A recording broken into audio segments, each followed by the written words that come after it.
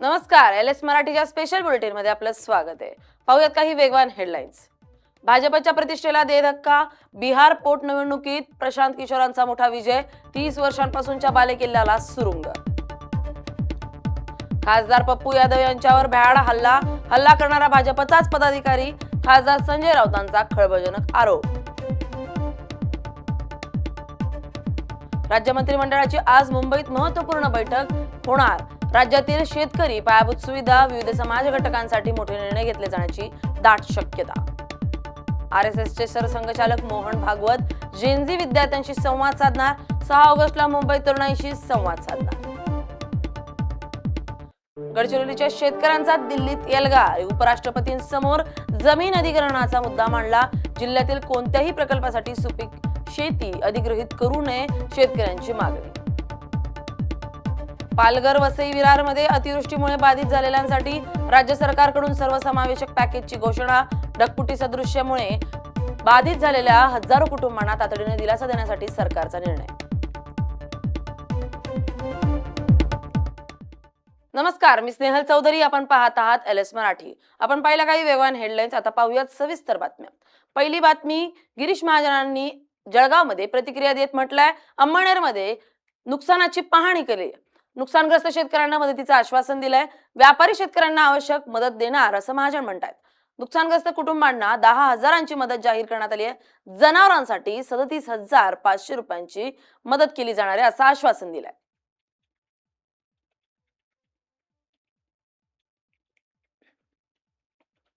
पुण्याहून नागपूरकडे जाणारा national highway Tarsod Jalgaon bypass या ठिकाणी आहे आणि हा या पावसामुळे इतका वाईट पद्धतीने आता दसलेला आहे। म्हणजे हा आरोबी आहे, रेल्वेच्या वरून हा ब्रिज गेलेला आहे आणि रेल्वेचे पट्टी जर आपण सोडली, लाईन सोडली तर त्याच्या बाहेर जो आपण त्या ठिकाणी मुरुम टाकलेला असतो, त्याला सरफेस केलेला असतो, तो अतिशय वाईट पद्धतीने दसलेला आहे।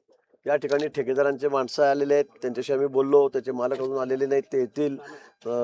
गडकरी साहेबांच्या कार्यालयाशी आमचा संपर्क आहे, गडकरी साहेबांच्या कानावर सगळी बातमी गेलेली आहे, माहिती दिली, फोटोसुद्धा आम्ही पाठवलेले आहेत। पण या संदर्भामध्ये उद्या दिल्लीची टीम या ठिकाणी येते, जे एक्सपर्ट आहेत त्यातले ते या ठिकाणी येत आहेत आणि ते पाहणी करून नंतर काय असेल कारवाई ते केली जाईल। पण मला वाटतं अतिशय विषय गंभीर आहे, अतिशय गंभीर विषय या ठिकाणी आहे। अशा पद्धतीने एवढ्या मोठ्या ब्रिजवर थोडाफार पाऊस पडला म्हणजे काही फारही पाऊस तर मी असं म्हणेल, पाऊस आम्ही काल पाडलेले आहेत। आता आम्ही कोकणातला पाऊस पडला, पालघरला पाहिलं, रायगड पण छोटा सुद्धा पूल 2-5 कोटीचा दसलेला नाही। पण ज्या पद्धतीने या ठिकाणी ही सगळी माती दसलेली आहे, हा अतिशय गंभीर आहे। माननीय गडकरी साहेबांच्या कानावर मी सर्व टाकलेलं आहे, त्यांनी सांगितलं की जर कडक। आता बातमी अकोल्यातून। बाळापूर प्रकरणातील आरोपी पोलीस कर्मचारी गजाड नराधम पोलीस कर्मचाऱ्याला 13 दिवसानंतर बेड्या ठोकण्यात आलाय। आरोपी पवन उद्धवराव वडगावेला अटक झाली आहे। अल्पवयीन मुलीला लग्नाचा आमिष दाखवून अत्याचार केला होता। 42 दिवसांपासून कोमात असलेल्या पीडित तरुणीचा आता मृत्यू झालाय, त्याच्यानंतर त्याला अटक करण्यात आली आहे।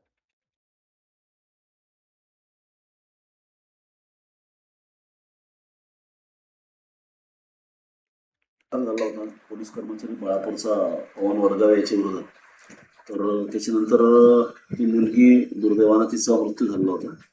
तर त्याच्यात आम्ही कलम वाढ केली होती आणि आपला आरोपी फरार होता। तर आता त्यानंतर माननीय SP साहेब अर्चितजी चांडक सर आणि आम्ही खूप त्याच्यात मेहनत घेऊन ठाणेदाराला जोडगे साहेबांना मार्गदर्शन केलं आणि त्याच्यामध्ये आता यश मिळालेलं आहे आणि आपला जो आरोपी आहे पवन वडगावे ती आता अटक झालेला आहे आणि आता पुढचा आम्ही तपास करत आहोत। संभाजीनगरमधून मोठी बातमी समोर आली आहे। आदर्श नागरी सहकारी पतसंस्थेत 202 कोटींचा घोटाळा झालाय। 202 कोटी घोटाळा प्रकरणी ठेवीदार आक्रमक झाल्यात। इम्तियाज जलीलांच्या नेतृत्वात आमरण उपोषण करण्याची तयारी दर्शवली आहे। ठेवीदारांच्या पैशांच्या परतफेडीची जोरदार मागणी केली जाते। कारवाई न झाल्यास आंदोलन तीव्र करण्याचा इशारा देण्यात आलाय। छत्रपती संभाजीनगरमध्ये आदर्श नगरी सहकारी पतसंस्थेतील 202 कोटी रुपयांच्या कथित घोटाळा प्रकरणी ठेवीदारांना आक्रमक भूमिका घेतली आहे। माजी खासदार इम्तियाज जलील यांच्या नेतृत्वाखाली जिल्हाधिकारी कार्यालयासमोर आमरण उपोषणाला सुरुवात करण्यात आली आहे। ठेवीदारांच्या पैशांची तातडीने परतफेड, संबंधित मालमत्ता ताब्यात घेण्यात यावं, घेऊन विक्रीची प्रक्रिया वेगाने पूर्ण करणे तसेच दोषींवर कठोर कारवाई करण्याची मागणी आंदोलकांनी केली आहे। प्रशासनानं तातडीने सकारात्मक निर्णय घ्यावा, अन्यथा आंदोलन अधिक तीव्र करण्याचा इशाराही यावेळी देण्यात आलाय। यावेळी शेकडो ठेवीदार या आंदोलनामध्ये सहभागी झालेत। याचा आढावा घेतलाय आमचे प्रतिनिधी संजय आहेर यांनी। पाहूयात। छत्रपती संभाजीनगर जिल्हा अधिकारी कार्यालयावरती पुन्हा एकदा आदर्श नागरी सहकारी पतसंस्थेच्या विरोधात या ठिकाणी इम्तियाज जलील यांच्या नेतृत्वाखाली पुन्हा एकदा उपोषण सुरू झालेलं आहे। आपण पाहू शकता जिल्हा अधिकारी कार्यालयाच्या बाहेर या ठिकाणी मोठे ठेवीदार आणि इम्तियाज जलील हे देखील या ठिकाणी उपोषणाला बसलेले आहेत। आपण जर पाहिलं तर या उपोषणाला मात्र देणे आता जंतर मंतर उपोषण ठिकाण असं नाव देण्यात आलंय। ज्या प्रकारे जंतर मंतर या ठिकाणी विद्यार्थ्यांचं आंदोलन यशस्वी झालं, त्याचप्रमाणे या ठिकाणी देखील आपलं आंदोलन यशस्वी व्हावं याच उद्देशाने मात्र जंतर मंतर असं नाव देण्यात आलेलं आहे। आपण पाहू शकता या ठिकाणाला जंतर मंतर उपोषण ठिकाण असं दिलेलं आहे। आणि या ठिकाणी हे सगळे जे काही महिला आहेत, पुरुष आहेत, वयोवृद्ध महिला आहेत, हे सगळे काही निर्गस चेहरे आपल्याला पाहायला मिळतात की ज्यांचे पैसे, ज्यांच्या हातची ठेव या ठिकाणी बँकेत ठेवली होती, मात्र कुठेतरी जे मानकात आहेत त्यांनी यांचे पैसे लुबाडलेले आहेत, बँक बंद झालेले आहे। त्यामुळे त्याच आशापोटी या महिला सकाळपासून या ठिकाणी बसलेल्या आहेत। आता किती वर्षापासून असं आंदोलन चालू आहे? सारखं 3-3.5 वर्ष होते आता। काहीच पैसे मिळाले नाही आम्हाला। आम्ही मुलांना कमावून आणून दिले, त्या मुलांना आम्हाला घराच्या बाहेर काढून दिले। आम्हाला राहायला घर नाही, मुलगी 12वी शिकायला घरात बसली, पुस्तक नाही, कपडा नाही, फी नाही, सर्व नाही। आणि हे म्हणतात की तुम्ही पैसे आम्ही टाकणं सांगले तर काय आम्ही गेले आमच्या गावात दुकान घेऊन येणं सांगितली होती त्यांना। हे मंत्री लोक काय काम करत्या? संजय आहेर, एलएस मराठी, छत्रपती। आता बातमी पुण्यातून। खडकवासला धरणाची। सध्या पुण्यात आणि सगळ्या राज्यभर पावसाचा जोर कायम असताना खडकवासला धरण पूर्ण 100% भरलंय। त्याच्यातून पाण्याचा विसर्ग जो आहे तो नदीपात्रात करण्यात आलाय। खडकवासला धरणातून मुठा नदीपात्रात विसर्ग करण्यात आलाय। मुठा नदीपात्रात 29,000 क्युसेक पाण्याचा विसर्ग करण्यात आलाय। 4 चाकी वाहनं देखील पाण्याखाली गेलेत आणि प्रवाशांची सुटका तिथं करण्यात आली आहे। पुण्यातील प्रसिद्ध बाबा भिडे पूल पाण्याखाली गेलाय।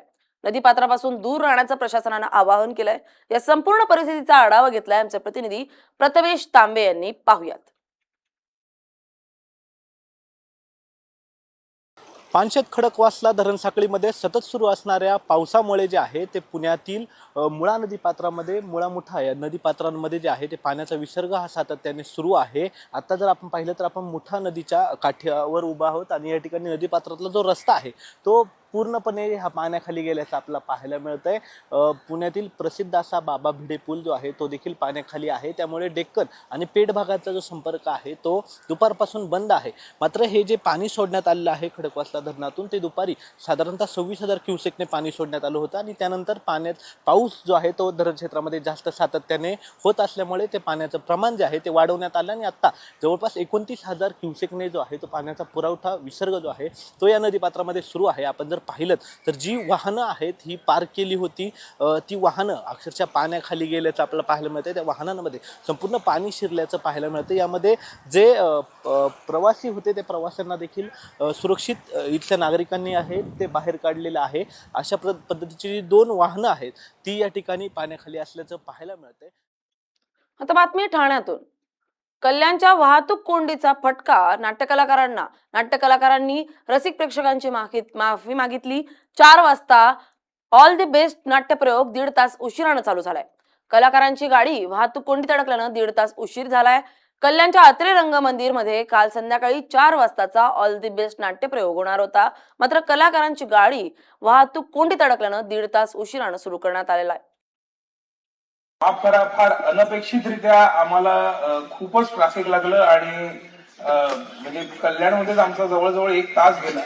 त्यामुळे जरा पोहोचायला उशीर झाला, पण तुम्ही समजून घेताय आणि इथे अजून थांबलायत। आम्हाला खरंच तुम्हाला तात्काळ ठेवायला बिलकुल नाही आवडलंय, पण खरंच माफी मागतो आणि लगेचच 1 मिनिटात प्रयोगाला सुरुवात करतो।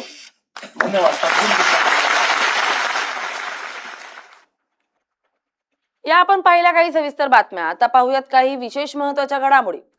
पुण्यातील कोरेगाव बिवरी पुलावर दुर्दैवी घटना। पुराच्या पाण्यात दुचाकीसह तरुण गेला वाहून। अंबाजी येथील सीएनजी फिलिंग स्टेशनवर भीषण अपघात। कारवरील नियंत्रण सुटल्यानं कार खाटेवर जाऊन धडकली। अपघातात एका व्यक्तीचा मृत्यू। मुंबई नाशिक महामार्गावर तरुणाचा थरारक स्टंट। कारच्या दरवाजातून तरुणाची स्टंटबाजी। अंधेरी पूर्व या ठिकाणी धावत्या दुचाकीला लागली आग. साकीनाका वाहतूक पोलीस आणि अग्निशामकांच्या मदतीने आगीवर नियंत्रण. मंत्री गिरीश महाजन आणि पालकमंत्री गुलाबराव पाटील यांची पारोळा अंमळनेर पूरग्रस्त भागाची पाहणी. नुकसानग्रस्त शेतकऱ्यांशी संवाद साधून समस्यांचा घेतला आढावा. आंतरराष्ट्रीय दर्जाच्या चाकण औद्योगिक क्षेत्रात खराब रस्त्यांमुळे आणखी एक बळी. खराब रस्ता आणि साचलेल्या चिखलामुळे दुचाकी घसरली. त्याच वेळी मागून आलेल्या ट्रकची धडक बसल्याने एका निष्पाप व्यक्तीचा जागीच मृत्यू. लातूरच्या औसा शहरात 2 गटात राडा. सोशल मीडियावर व्हिडिओ व्हायरल. ठाण्यातून धक्कादायक घटना समोर. मामाच्या 1 वर्षीय बाळाचं अपहरण. मामाने लग्न मोडल्याच्या रागातून मुकबधीर भाच्याकडून अपहरण. चिमुकल्याला डोंबिवलीतील एका बंद रिक्षात सोडून आरोपी फरार. बुलढाण्यात चोरीचा गुन्हा उघड. चाकूचा धाक दाखवून लसूण आणि रोकड लुटणारा अवघ्या काही तासात अटक. यवतमाळमध्ये चोरट्यानं मोबाईलसह बॅग पळवली. 40,000चा मोबाईल आणि 1700 रुपयांची रोख असा एकूण 41,700 रुपयांचा मुद्देमाल अज्ञात. चोरट्यानं केला लंपास. या होत्या काही महत्त्वाच्या घडामोडी. पाहत रहा LS मराठी, सत्याची नवी दिशा.